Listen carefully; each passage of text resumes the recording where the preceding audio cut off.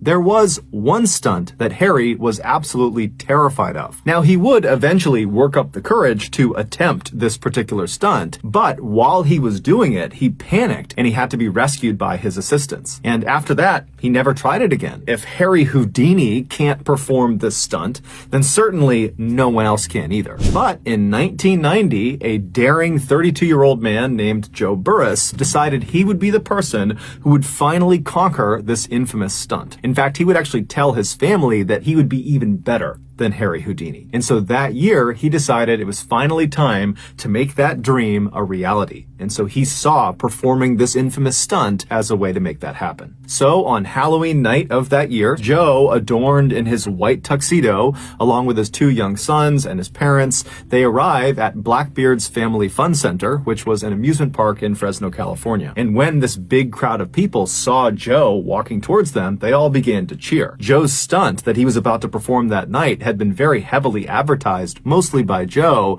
and so it had become this spectacle in Fresno. It was going to be aired live on TV while he was doing it, and it was going to be broadcast on a radio station. He looks over at his assistants, all these guys that are around him, and he gestures to them that he's ready to begin.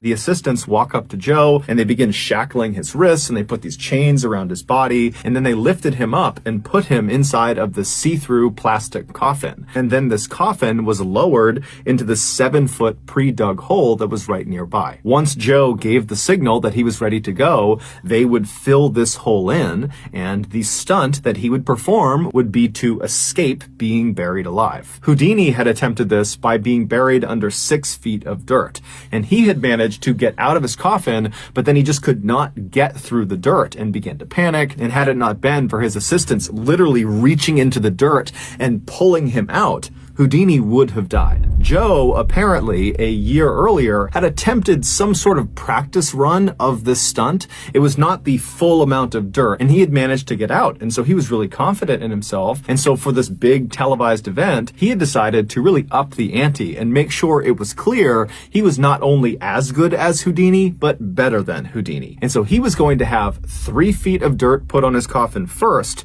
and then 4 feet of wet cement put in on top of that.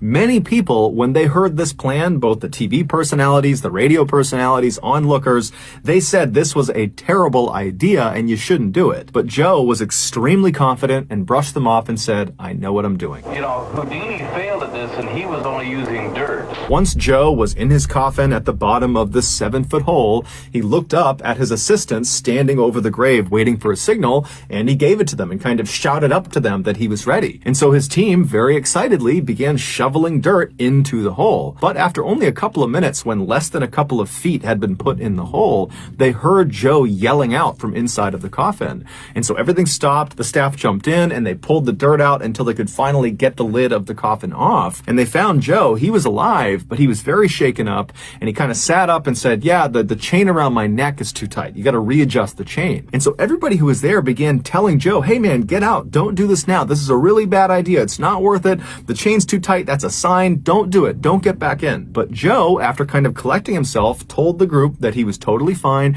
that it was really just the neck chain that was the only issue, and he demanded his staff put that chain back around his neck after they loosened it up, and then put him back in the coffin and fill it in. And so eventually his staff, taking cues from him, said, "Okay," and they got his neck chain readjusted, and they put him back in the coffin, they chained him back up again, they closed the lid, and once again he gave the signal that he was ready to start. The dirt went back in, and after 3 feet of dirt were in the hole, the cement truck came over and poured 4 feet of wet cement on top of the dirt. The onlookers, which included Joe's 2 young sons and his parents, they kind of moved in and got right up against this grave and were looking straight down at the top, waiting for Joe to come out again. But as they're watching this hole and as they're filming this hole, all of the cement in the hole suddenly drops about a foot. What had happened was the nearly 15,000 pounds of dirt and wet cement sitting on top of this coffin had finally caused the lid to break, and in an instant, all of the dirt and cement poured into the coffin, surrounding Joe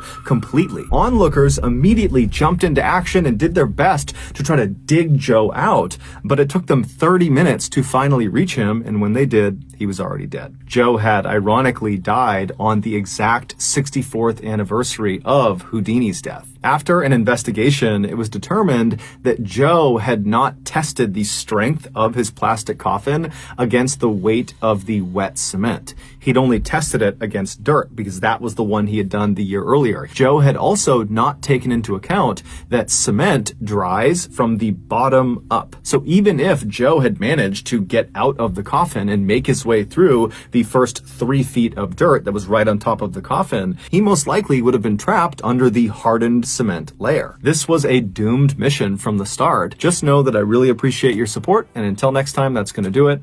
See ya.